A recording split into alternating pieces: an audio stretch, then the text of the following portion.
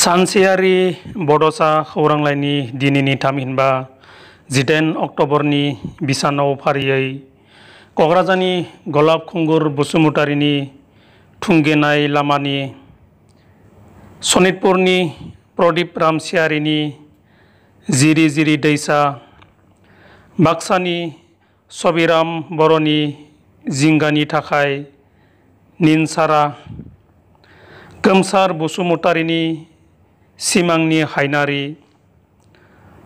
उदालगुरिनि इयुनसा बर'नि नों खोथा होयै सम बादि, बिट्रा खुंगुर हाज'वारिनि फोथाय खेबस', चिरांनि जालाव बसुमतारीनि सिमां, जायख्लं बसुमतारीनि अ आयै BTC,